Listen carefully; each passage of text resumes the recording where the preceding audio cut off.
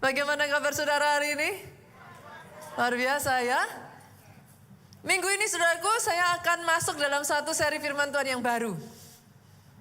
Yang berjudul Drama Free Family. Keluarga bebas drama. Pastor, apa yang dimaksud dengan drama keluarga? Gitu. Ini ibu-ibu yang suka nonton sinetron. Drama keluarga saudaraku adalah plot yang begitu cepat ya saudara. Keadaan-keadaan yang berubah-ubah. Konflik diwarnai dengan konflik, aneka macam konflik saudaraku. Dan apa saudara? Emosi kita itu dimainkan gitu sedemikian rupa ya. Dalam dunia perfilman, konteks perfilman, saya rasa drama yang seperti ini adalah drama yang sangat diminati. Dalam konteks perfilman saudaraku, sampai mungkin kemarin tuh ada sinetron apa itu ya saudara, sampai episode-episodenya berlanjut terus itu apa namanya kemarin itu ya? Ada yang sekarang kayaknya udah tersanjung katanya saudara. Sampai gak berhenti-berhenti gitu saudara, kita dibikin penasaran ini apalagi kayak gitu ya. But in the real life, trust me, yang seperti itu kita gak mau saudara. Kenapa pastor? Tiring, capek. Kita maunya keluarga yang harmonis, keluarga yang happy aja, yang bahagia gitu. Kita maunya keluarga yang rukun. Itulah yang saya sebut sebagai drama free family. Selama 1 bulan ini saudara, ayo kita lihat yuk firman Tuhan ngomong apa sih tentang keluarga. Kita mau belajar gitu Bu. Gimana nanti langkah-langkah kita ke depannya supaya benar-benar keluarga kita keluarga yang rukun, keluarga yang harmonis, keluarga yang bahagia, bebas drama. Itu sebabnya saya akan mengajak saudara kita buka terlebih dulu dari 2 Korintus pasal yang ke-7 ayat yang ke-5. Cerita tentang apa ini pastor? Cerita tentang Rasul Paulus. Ayat ini menurut saya cukup unik saudara. Dimulai dari kata-kata seperti ini, bahkan ketika kami tiba di Makedonia. Ring a bell enggak ayat ini saudara? Kalau saya garis bawahi kata Makedonia, maka yang muncul di benak saudara apa? Bahkan ketika kami tiba di Makedonia. Makedonia ini berbicara apa saudara? Ada yang ingat? Apa? Masih ingat Rasul Paulus yang harusnya pergi kemana, tapi kemudian dalam mimpi didatengin orang Makedonia yang melambai. Akhirnya dia mengikuti directionnya Tuhan, dia pergi ke Makedonia. Oke? Sampai di situ kira-kira ring a bell enggak saudara? Maksud dari ayat ini. Saya ganti boleh enggak? Bahkan ketika kami tiba di Makedonia. Bahkan ketika Rasul Paulus yang sebenarnya punya rencananya sendiri. Tapi memilih mengikuti rencananya Tuhan. Dengan pergi ke Makedonia. Kita lanjutkan ya saudaraku ya. Mulai ring a bell ya. Ayat ini ngomong, kami tidak beroleh ketenangan bagi tubuh kami. Di mana-mana kami mengalami kesusahan. Dari luar pertengkaran, dari dalam ketakutan. Beberapa waktu yang lalu saudaraku kita sudah belajar 1 poin. Yaitu apa? Selama kita masih di dunia ada kesukaran. Ada masalah. Di dunia ada kesukaran besar bahkan. Poin yang itu kita sudah dapat. Artinya mulai dari sekarang jemaat keluarga Allah mengerti. Kalau ketemu masalah, senggol kiri kanan, artinya kita masih di dunia Bu. Oke. Simpel ya saudara. Kita sudah sampai pada pemahaman itu. Gak ada lagi yang bertanya-tanya, kok Tuhan izinkan? Kenapa kok Tuhan tega? Jawab aja. Kalau ada yang tanya gitu jawab, masih di dunia Pak. Oke ya, itunya kita sudah dapat. Nah, yang masih banyak orang Kristen belum dapat gini. Kalau kita nggak ngikutin rencana Tuhan, seperti Yunus, disuruh ke Niniwe, malah pergi ke Tarsis, dimakan ikan besar, bukan ikan hiu ya saudara, Bukan ikan paus ya saudara. Ikan besar. Oke. Maka saudara akan ngomong, ya pantesan. Kan gak mengikuti rencana Tuhan. Dimakan ikan besar. Tapi ini Paulus. Maunya pergi kemana? Ngikutin Tuhan. Dia ikut ke Makedonia. Ayat ini ngomong, bahkan setelah kami tiba di Makedonia. Itu kan kalau saya terjemahkan, bahkan setelah kami mengikuti rencana Tuhan, tetap datang masalah. Nah ini kita belajar poin baru lagi ya Bapak Ibu ya. Maksudnya pastor apa? Dalam dunia ini ya saudaraku ada hal-hal, ada drama-drama Pak yang tidak bisa dihindari. Sepakat ya? Oke, pandemi saudara. Orang di seluruh dunia ngalamin kok. Mau orang berdosa, mau orang yang ini ngalamin semuanya. It just happen. Ada sebagian dari saudara, pastor kenapa saya diizinkan di PHK? Saya udah kerja keras. Saya udah berjuang sungguh-sungguh loh pastor. Kadang bukan karena saudara salah. Bukan karena saudara nggak rajin, no. Ya sesederhana itu perusahaan memang mau mem-PHK karyawannya karena kondisinya saudaraku. And things happen, Tuhan izinkan terjadi. Ada sebagian dari saudara mungkin diizinkan ngalami bagaimana pasangan saudara berselingkuh. Dan saudara bertanya, pastor, saya kurang apa? Untuk keluarga saya benar-benar memberi yang terbaik. Saya mencintai suami saya dengan sungguh-sungguh. Saya benar-benar merawat anak saya dengan baik. Kenapa Tuhan izinkan? Bolehkah saya katakan ini saudaraku, bahkan ketika kita mengikuti rencana Tuhan pun masalah masih bisa terjadi. Tapi, nah ini poin saya saudara. Ada hal-hal yang simply gak bisa di avoid gitu saudaraku. Unavoidable. Kita gak bisa hindari gitu. It just happen. Tapi, ini poin saya. Ada hal-hal dalam kehidupan kita, masalah, konflik. Yes, kita bisa minimize. Yang mengerti katakan amin. Ada masalah yang bahkan sebenarnya kita itu gak perlu ngalami itu gitu. We don't need to go through. Kalau kita tahu how to. Kita tahu bagaimana caranya menghadapi drama di dalam family kita. Itu semua bisa diminimize. Bahkan ditiadakan saudaraku. Pastor, kenapa penting bagi kita mengerti how to? Simple, sederhana. Yang pertama saudara, drama di dalam keluarga itu melelahkan Pak. Capek gitu. Saudara yang harusnya bisa fokus ke bisnis saudara, fokus membangun pekerjaan, fokus di pelayanan. I don't know kayak apa yang saudara pegang saat ini gitu, yang ada di tangan saudara. You can focus your energy gitu. Tapi gara-gara urusan keluarga, udah habis dulu energinya. Boro-boro saudara mau fokus di pelayanan, mau fokus di pekerjaan, udah gak bisa mikir. Sepakat ya Bapak Ibu ya, yang namanya drama keluarga melelahkan. Oke, itu hanya di sinetron aja, di drakor aja. Di kehidupan nyata it's not fun at all. Yang kedua saudaraku, kenapa kita harus belajar how to deal dengan drama keluarga ini gitu.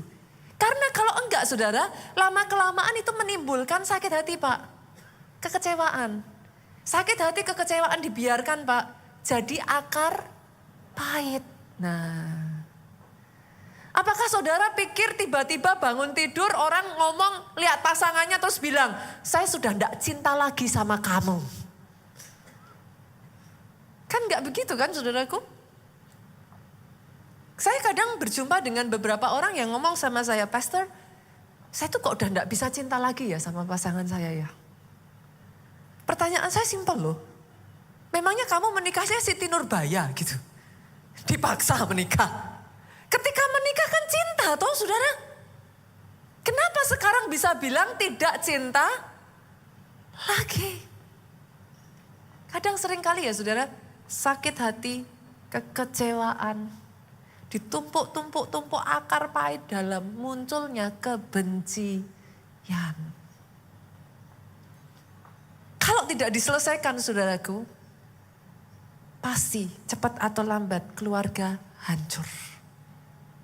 Jangan saudara berpikir itu just a drama, Pastor. No.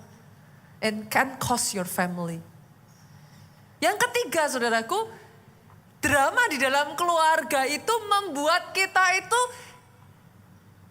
tersedot anggur sukacitanya, tersedot anggur kasihnya Bu, anggur kebahagiaannya habis Pak. Berapa banyak suami istri yang ngomong sama saya, Pastor saya menikah yang ada neraka Pastor. Izinkan saya berkata bukan itu rencana Tuhan atas kehidupanmu, yang mengerti aminnya yang paling keras. Yang Tuhan inginkan di bumi ini seperti di surga. Tuhan itu begitu mengasihi saudara ya. Saudara tuh Tuhan tuh kepengennya gini saudaraku. Gak usah nunggu sampai nanti ke surga gitu. Karena memang kalau saudara terima Yesus hanya untuk ke surga saja. Udah saudara, saat terima Yesus di door aja sudah langsung ke surga. Selesai masalah. But you are still here. Dan begitu cintanya Tuhan kepada kita, masih di bumi Tuhan maunya saudara merasakan surga. He love you that much. Itu sebabnya hari ini kita harus belajar. Yuk kita lihat yuk how to deal with the family drama gitu. Karena itu pasti terjadi kok saudaraku. Unavoidable kan, gak bisa dihindari kan gitu. Nah sebelum saya bawa saudara ke sana, ini kan nanti berseri nih saudara, 1 bulan kan. Nah tersanjung kan saudaraku tadi. Di gereja kita itu khotbahnya berseri saudaraku. Jadi saudara gak bisa mengikuti hanya minggu ini, tapi minggu berikutnya lagi. Nah, tapi saya mau ngajak saudara lihat dulu. Sama-sama drama kan ada pemerannya toh. Iya kan? Nah, kita lihat dulu ya. Dalam drama ini pemeran di dalamnya itu siapa aja. Mesti ngerti dong. Yang pertama, antagonisnya dulu saudara. Ya kan? Biasanya kan tokoh antagonis kan ada ya. Antagonisnya dulu siapa? Semua bisa jawab ini pasti. Siapa? Siapa? Nah, iblis, saudaraku. Nggak selalu yang tampak daging loh ya, saudara. Nah, seringkali di dalam drama-drama keluarga, iblis itu ikut campur. Dia sudah melakukan itu pada keluarga pertama di muka bumi ini. Siapa Bapak Ibu? Adam dan Hawa. Adam dan Hawa itu kurang apa Bapak Ibu? Semua yang dibutuhkan ada. Orang zaman sekarang untuk bahagia harus kerja keras. Kerja keras demi apa saudara? Bisa makan kan gitu. Lucu kan dunia ini? Zaman itu Adam dan Hawa mau makan tinggal petik Pak. Mau apa? Jus strawberry. Ada tinggal petik. Mau apa? Wagyu, potong saudara. Mau apa? Coba saudara. Salmon, mancing kan gitu. Semua tersedia. Alkitab mengatakan semuanya baik adanya. Sampai ular datang Pak. Dia datang. Dan iblis itu kalau ngomong nyenengin saudara. Jangan lupa ya, dia hidup lebih lama dari kita. Oke? Sadly, he's very creative. Dia terlibat dalam kehancuran ratusan ribu keluarga. Jadi dia tahu sudah. Iblis datang, ular itu datang. Dia datang sama keluarga pertama, dia ngomong gini. Hawa, Tuhan tuh ya, gitu ya. Kamu gak boleh ya makan semua ini kan? Gak boleh kan? Hawa gak terima dong. Alkitab ngomong apa? Semua boleh dimakan. Iblis ngomong, gak boleh kan, gak boleh kan. Hawa gak, panas dong. Boleh, siapa bilang gak boleh? Boleh semuanya. Itu? Nah tujuannya apa sudah? Itu? Pohon yang itu? Kamu kan gak boleh makan. Oh iya, kalau yang itu Tuhan bilang gak boleh. Kamu tahu gak kenapa gak boleh? Supaya kamu gak bisa jadi kayak Tuhan. Padahal Alkitab bilangnya apa sudah? Sejak awal mereka diciptakan serupa, segambar dengan Allah. Nggak usah makan tuh pohon, buah pohon dari pohon baik dan jahat sudah serupa dengan Allah. Tapi iblis ngomong, gak usah dilakuin. Nanti kamu bisa jadi kayak Allah loh. Nah, gini saudaraku, poin yang menarik di sini adalah ini. Seberapa banyak dari saudara yang setuju dengan saya yang punya anak kecil boleh lambaikan tangan? Nah, semakin dilarang, semakin menarik. Sepakat ya? Sepakat dong. Ada nggak orang bangun tidur langsung mengambil keputusan? Yes, agenda saya hari ini yang pertama selingkuh. Gak mungkin lah saudaraku, orang bodoh mana? Kalau saya boleh tanya di sini, semua bapak ibu, suami istri saya tanya, tahu nggak kalau selingkuh itu menghancurkan keluarga? Yang nggak tahu angkat tangan. Semua tahu. Kenapa masih dilakukan? Yang dilarang semakin menarik. Sejak dari awal iblis sudah ngelakuin itu saudaraku. Godaan loh. Pokoknya semakin dilarang semakin menarik aja. Kan? Dia goda dan akhirnya Hawa jatuh. Hawa jatuh, Adam jatuh. Dimulailah drama keluarga saudara. Apa drama keluarganya? Saudara lanjutkan aja. Manusia itu tidak mengenal kebencian loh awal mulanya Bapak Ibu. Manusia tidak mengenal itu semua. Tapi coba saudara perhatikan. Kain membunuh adiknya. The drama begin Pak. Dimulai. Dari apa saudara? Godaan. Iblis itu terus. Kalau terhadap keluarga pertama aja dia lakukan Pak. Apa jaminannya gak dilakuin terhadap keluarga saudara? Jadi siap-siap aja ya saudara.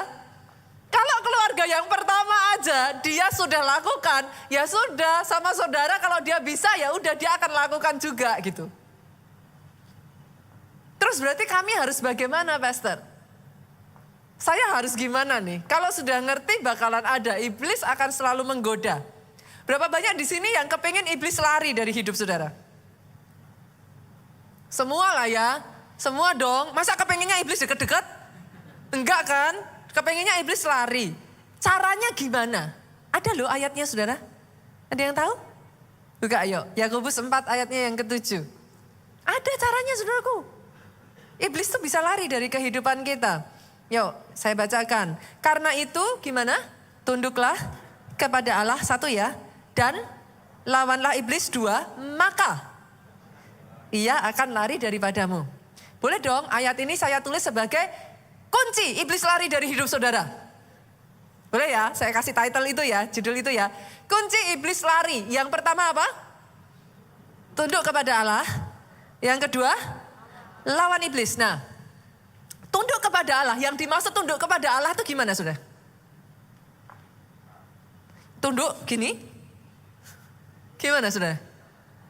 Nah, tahukah saudara melakukan perintah Tuhan itu bukan supaya saudara nggak berdosa dan masuk neraka.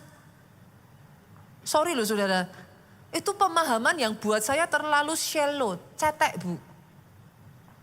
Kita nggak melakukan hanya supaya kita nggak berdosa. Kita nggak berdosa hanya supaya nggak masuk neraka. Are you sure? Kok sedangkal itu? Tahukah saudara ketika kita melakukan tunduk di bawah perintahnya Tuhan, you gain power.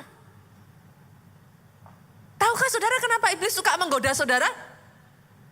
Ketika saudara keluar, no authority anymore.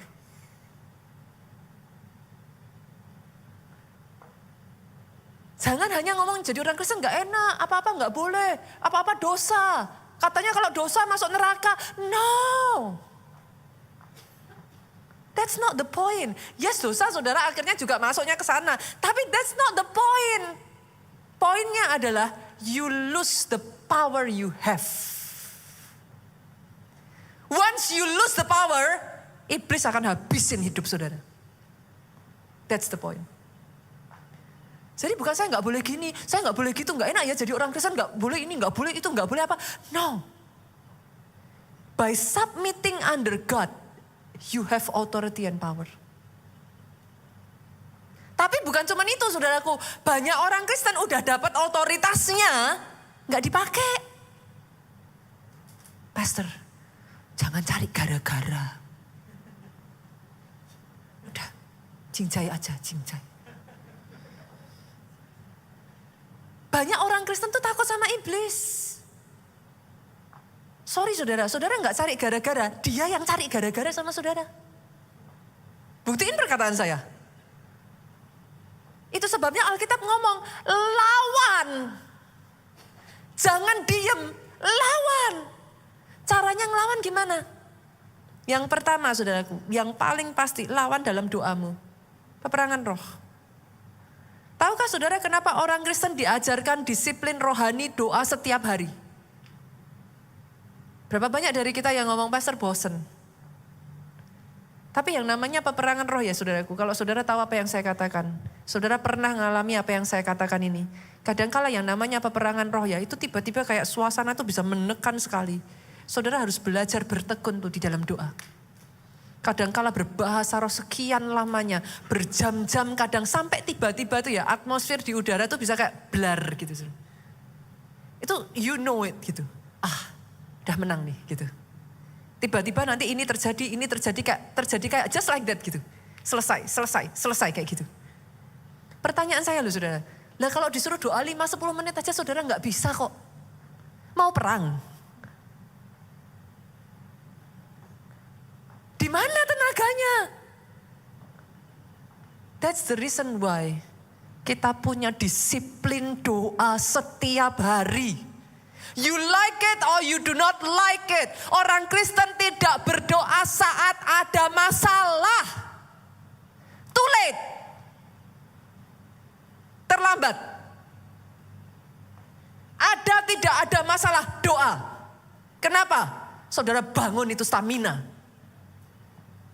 Momen di mana ada masalah, disitulah stamina saudara menolong saudara berkemenangan dalam peperangan. Oh, doa saya saudara bisa mengerti rema ini. Orang Kristen yang hanya berdoa kalau masalah datang terlambat. You don't have the power. Saudara aja gak bisa kok. Itu sebabnya dalam peperangan, disuruh perang, saudara ngomong gak kuat. Baru sehari doa ngomongnya gimana? Sudah doa, tapi gak dijawab Tuhan. Itu apa saudara? Staminamu gak nyampe. Kadang butuh sehari, kadang butuh sebulan, kadang butuh setahun. Hanya bisa dilakukan kalau apa? Kalau latih daily, every single day. Staminamu kuat. Itu iblis itu kayak mau ngantem saudara kayak gini ya saudaraku. Tinggal kuat-kuatan aja kok. Kalau saudara lebih kuat sampai akhirnya saudara tidak menyerah, dia lari. Itu yang dikatakan Yakobus 4 ayat 7 tadi. Dia akan lari daripadamu. Ini daging ya saudara. Saya berdoa orang Kristen tidak hanya berdoa kalau ada masalah. Senggol kiri kanan too late. Kenapa? Otot saudara enggak kebentuk. Enggak ada. Kekuatannya dari mana? Itu sebabnya begitu masalah datang, banyak orang tanya kan, mintanya cepet toh, berpikirnya didoakan pendeta masalah selesai kan. Enggak gitu caranya saudaraku. Dan itu tidak sama dengan doa pendetamu enggak manjur. Nah orang Kristen kan sukanya gitu toh, wah pendetanya enggak sakti nih. Habis itu dukun bertindak kan gitu. Bukan. Because it's not like that. Cara kerjanya nggak gitu Pak. Bangun otot imanmu. Bangun otot doamu. Justru di momen engkau ngalami pergumulan, peperangan, disitulah saudaraku. Engkau pakai itu otot-otot semua yang sudah kau latih selama berhari-hari. Nothing happen tetap doa. Nothing happen tetap doa. Diberkati terus berdoanya semakin kenceng. Nah di momen itu dibutuhkan, pakai saudara. Dia lari, nggak bisa tidak. Tapi setelah itu jangan lupa, nah ini saya kasih ayat hafalan yang gampang ya saudara. Nanti kalau saudara ISBC atau saudara ikut cerdas cermat Alkitab, diminta ayat hafalan. Nih, Efesus 4 ayat 27. Simple. Dan janganlah beri kesempatan kepada iblis. Titik. Enak tuh? Dan janganlah beri kesempatan kepada iblis. Maksudnya gimana, Pastor? Mulanya biasa saja, kan gitu. Orang tuh nggak ada yang tadi saya bilang, saudara, bangun tidur terus mikirnya mau selingkuh tuh nggak ada. Dimulainya dari apa tuh, saudara? Kalau orang Jawa tuh punya peribahasa weting tresno.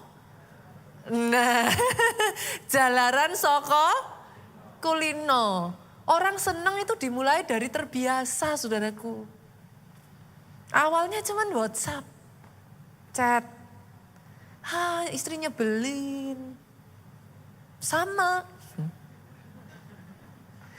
Bosen di rumah. Yuk ketemuan. Nah, lanjut kan, saudaraku? Nyaman. Boleh nggak Bapak Ibu, dalam hal ini saya tuh salut dengan, saya appreciate Pak Jo. Saya menghargai Pak Jo dalam hal ini. Bapak Ibu ngelihat enggak kalau saudara perhatian ya, kantor saya itu.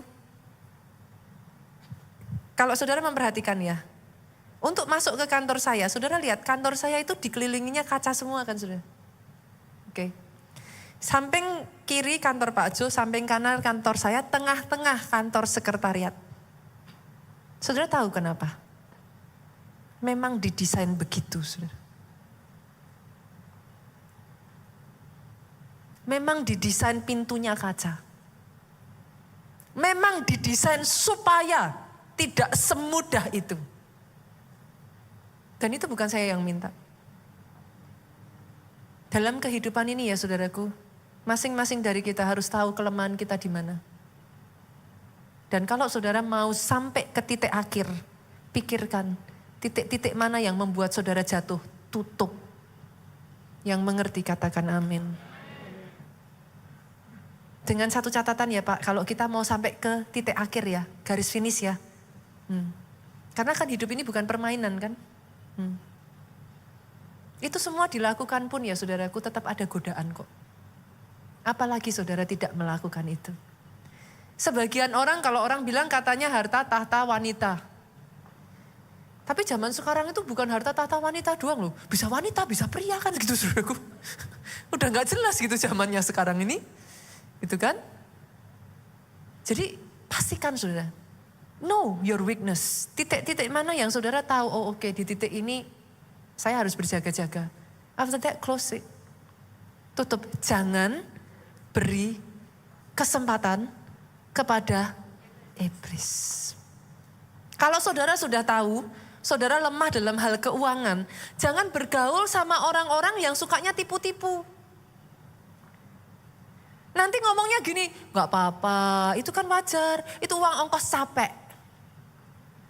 Gak apa-apa, kamu gak ngambil kok, kamu gak nyuri, cuman pinjem. Loh kan gitu tuh saudaraku, pinjem tapi gak ngomong, kan gitu. Nanti kan kalau sudah ada bisa dikembaliin. Teruskan aja saudaraku. Saudara mengerti yang saya maksudkan? Jangan beri kesempatan kepada iblis. Kalau sudah tahu masa lalunya ada titik-titik yang masuk lagi ke judi, ya sudah saudara jangan main-main. Tutup. Jangan beri kesempatan pada iblis. Pastor, kalau sudah terlanjur jatuh terus gimana? Balik ke laptop. Balik ayatnya tadi ngomong apa? Yakobus 4 ayat 7 tadi. Tunduklah kepada Allah. Kalau saudara sudah jatuh, kuncinya gampang kok saudara. Saudara jatuh itu apa? Saudara keluar dari otoritasnya Allah. Sehingga otoritas itu diambil sama iblis, kan gitu. Saudara pikir hidup bebas, freedom itu apa saudara? Saudara nyerahin kunci kekuasaan ke iblis. Dan orang bisa bilang freedom, kayak gitu saudara. Ngeri kan? You gladly give the key of authority. You lose authority and you are happy with it. Betapa sudah dibelokkan saudaraku. Kalau saudara sudah terlanjur jatuh gimana? Balik lagi, tunduklah kepada Allah. Jangan sudah terlanjur jatuh bablas. Karena dia yang gitu toh. Sudah terlanjur selingkuh pastor. Sudah terlanjur ini pastor. Dilanjutkan aja cerai, menikah sama yang sana lah. Ya sudah tambah habis saudara. Tunduklah kepada Allah. Lawan iblis. Dia akan lari daripadamu. Allah itu baik saudara. Yes. Dia murah hati dan panjang sabar. Yes. Tapi Allah terikat perkataannya. Sorry saudara. Dia gak bisa melawan dirinya sendiri. Kalau Tuhan sudah berkata, ya orang yang kalau sudah ini ya sudah jatuh. Gak bisa saudara. Dia gak bisa ngelawan perkataannya sendiri. Itu sebabnya masuk aja ke perkataannya Tuhan. Kenapa covenant itu begitu powerful? Karena itu perkataan Tuhan. Masuk aja. Kalau perkataan Tuhan sudah ngomong, tunduk, lawan, dia lari, itu pasti terjadi kok saudara. Jadi balik. Yang kedua, ini saya cepat ya saudaraku, waktunya udah jalan terus. Pemeran yang kedua, Tuhan saudara. Pastor, Tuhan kok terlibat dalam drama keluarga, maksudnya gimana? Oh yes, seringkali kadang Tuhan izinkan kok saudaraku. Ya, contohnya siapa pastor? Maria sama Yusuf. Maria Yusuf itu perfect couple, couple goals saudara. Sampai akhirnya malaikat Gabriel datang, bukan iblis loh. Malaikat Gabriel datang. Kasih rencana. Kamu akan mengandung anak, anakmu akan jadi juru selamat. Pecah deh keluarganya. Ada nggak di sini yang setelah bertobat masalah demi masalah datang? Nah, nggak selalu iblis loh, nggak selalu iblis. Ada nggak yang saudara ngalamin? Seperti Pak Obasya juga ngalamin. Setelah mau jadi hamba Tuhan, saudaraku, pekerjaannya ditinggalkan, diserahkan ke keluarganya. Perusahaannya, company-nya ini bangkrut dalam keadaan jaya, saudara. Ngeri ya, saudara. Maksudnya gimana pastor? Bangkrut kok keadaan jaya? Yes. Semua perusahaan ini produksinya semua bagus saudaraku. Tapi pengaturan keuangannya yang tidak beres. Digunakan untuk pribadi, akhirnya hancur. Bangkrut dalam keadaan jaya. Pak Obaja satu-satunya Kristen di keluarganya. Mau jadi pendeta. Company-nya bangkrut. Menurut saudara, orang melihat itu sebagai apa? Sudah mengerti yang saya maksudkan? Nah, kadang dalam kehidupan kita diizinkan. Tapi pegang ini ya Bapak Ibu. Kalau itu Tuhan. Berarti saya harus gimana pastor? Cek dulu. Ada enggak dosa? Ada enggak kesalahan? Tapi kalau saudara tahu no, ini part of the process. Dengar ini. Allah turut bekerja dalam segala perkara mendatangkan kebaikan. Yang ketiga saudara, pemerannya dalam drama itu siapa yang ketiga? Katakan saya. Katakan kamu. Jadi ternyata yang ketiga, yang berperan paling besar itu bukan iblis, bukan Tuhan, tapi engkau dan aku. Saudara dan saya, kita manusia saudara. Seringkali kenapa drama terjadi pastor? Bukan karena iblis. Saudara mau salahkan iblis juga saya gak masalah sih saudara. Dari awal dia udah salah gitu kan. Jadi disalahkan sedikit lagi I don't care gitu. Tapi bukan karena iblis. Terus penyebabnya apa pastor? Yo kita buka, kita lihat ya. Yakobus 4 ayatnya yang pertama sampai ayatnya yang kedua. Ayat ini ngomong gini saudara. Dari manakah datangnya sengketa dan pertengkaran di antara kamu? Saya ganti boleh enggak? Dari manakah datangnya drama keluargamu? Boleh ya Bapak Ibu ya? Dari mana? Kenapa itu bisa terjadi? Saya lanjutkan saudara. Ayat ini ngomong, bukankah datangnya dari hawa nafsumu yang saling berjuang di dalam tubuhmu? Bukan iblis loh saudara.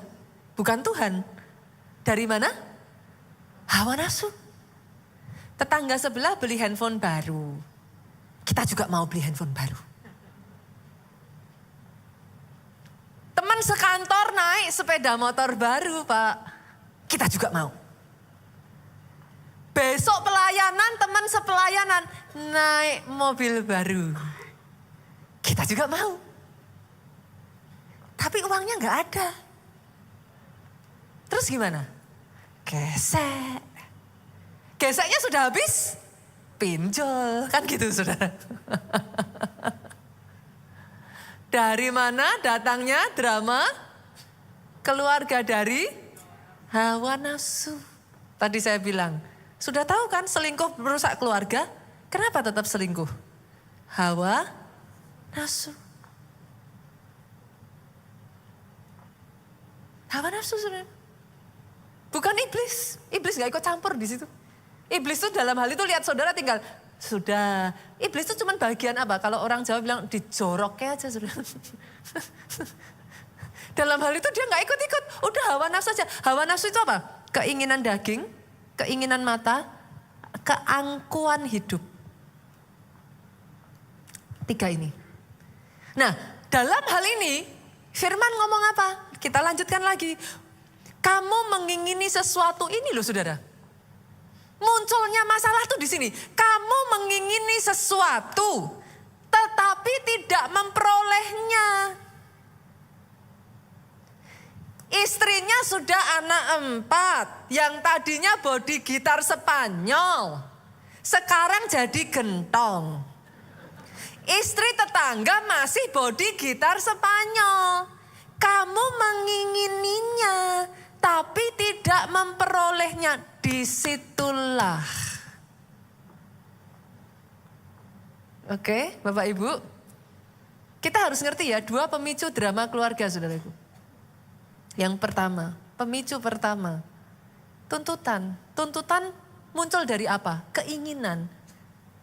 Keinginan muncul dari apa? Keinginan yang tidak terpenuhi, saudaraku. Ayat ini. Hawa nafsumu. Lalu kamu membunuh. Membunuh gak selalu tindakan membunuh ya, saudaraku.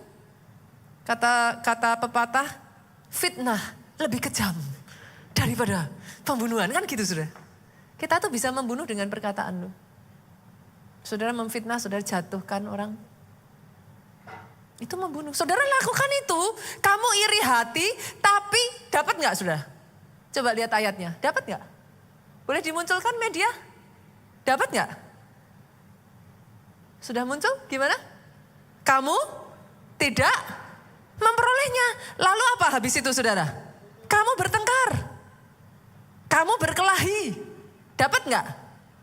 Kamu tidak memperolehnya. Kenapa? Coba dibaca dengan suara keras seluruh jemaat. Kenapa tidak bisa memperolehnya? Kenapa? 2, 3.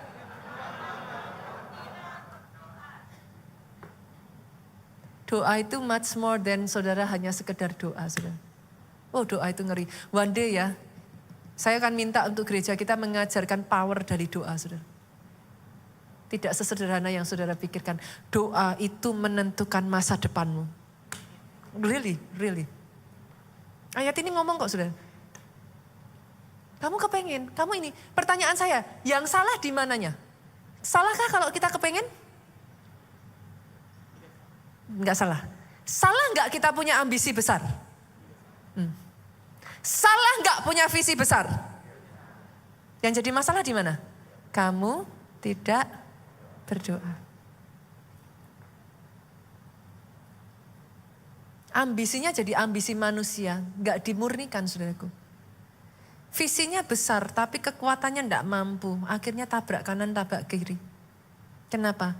Kamu tidak berdoa. Suami istri sama, saudara. Pemicu drama keluarga pertama, tuntutan. Boleh nggak sih saya tanya Bapak Ibu, adakah di sini yang pergi ke toko sepatu, beli sepatu kanan sama sepatu kanan? Hah? Dikasih sepatu kiri dan kiri? Kenapa?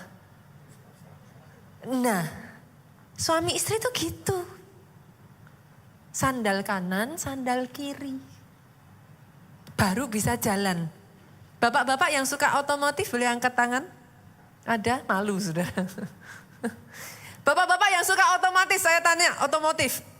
Mau nggak beli mobil yang gas dan gas pedalnya? Hah? Lu kan kenceng. Mau nggak dikasih mobil yang pedalnya rem dan rem? Lu kenapa? Itulah suami istri. Kenapa saudara suruh sama? Suami dan istri memang gak pernah bisa sama. Orang sandal kanan, sandal kiri. Gak akan pernah bisa sama saudara. Saya sama Pak Jo itu ya.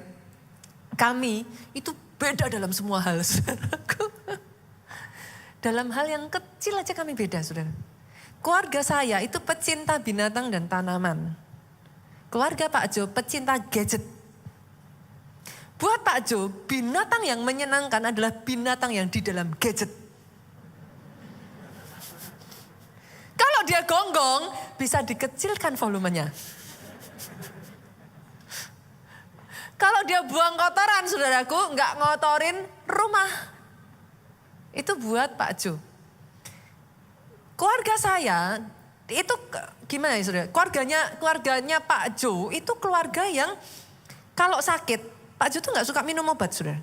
Karena di keluarganya dibiasakan ya kalau sakit tidur aja sembuh. Sakit itu ya dibawa aja jalan olahraga. Kalau badan gak enak olahraga aja. Nanti dilawan sakitnya. Sembuh sendiri kok. Yang penting istirahatnya cukup. Tidur kan gitu. Keluarga saya saudaraku. Kalau sampai saya udah begini. Papi saya langsung kenapa? Kamu pusing, badannya gak enak. Keluar satu kotak besar, saudara. Isinya obat-obatan segala macam, saudara. Jadi di keluarga saya, begitu saya pegang perut gini aja langsung. Papi saya kan tanya, perutmu gak enak tuh? Kenapa? Karena apa? Langsung keluar kotak raksasa Doraemon, saudaraku. Di keluarganya Pak Jo, sakit, tidur. Sembuh sendiri. Saya tuh pernah loh saudara, sampai panas ya, demam tuh 39 derajat, 40 derajat. Saya ngeringkuk di selimut saudara. Buat Pak Jo, sakit, tidur. Saya tidur, bagus. Buat saya tuh sudah sampai kepala saya gini-giniin. Perut saya gini-giniin. Badan saya gini-giniin. Sakit, tidur.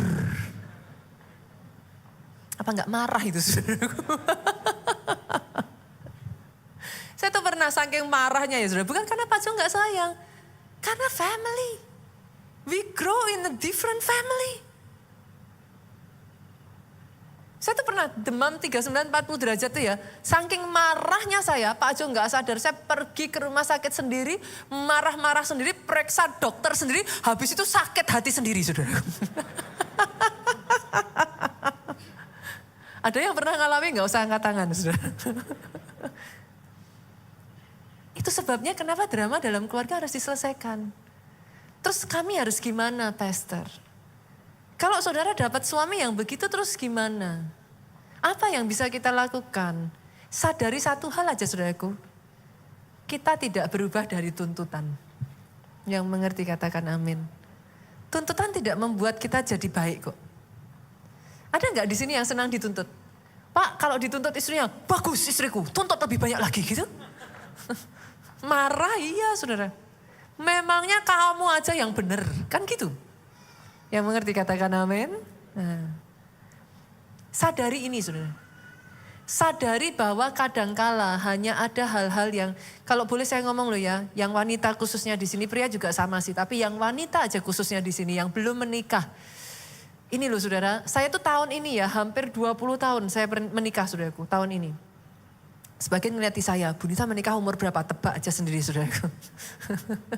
Saya nikahnya muda saudara. Karena setelah itu langsung kita sudah jadi hamba Tuhan itu mudah sekali saudara. Menggembalakan jemaat itu very very young saudara. Buat saudara yang menikah dan berpikir, pasangan saudara akan berubah karena cinta. Saya ini loh saudara 20 tahun saudaraku. Apa yang saya maksudkan saudaraku? No, it cannot be like that. Justru ada hal-hal yang hanya Tuhan yang bisa memenuhi. Kadang gak selalu harus konfrontasi kok. Saya menemukan banyak kali ya, paling manjur wanita Gunakan power kita. Ibu-ibu, apa powernya kita, pastor? Kita harus berbicara 10.000 kata sehari. Oke? Suami-suami, dorong istrimu suka berdoa, kan gitu. Tinggal ke Tuhan atau ke saudara, kan gitu aja. Kalau 10.000 ini gak dikeluarkan, meledak, saudaraku. Gunakan kekuatan kita. Apa, saudara? Saya menemukan hal yang paling manjur. Kalau saya sudah gak bisa konfrontasi dengan Pak Jo, bawa doa, saudara. Saya tuh bisa yang sebut. Saya panggil roh Pak Jo. Enggak, saudara. Tapi yes, doa jika dengan yakin didoakan besar kuasanya.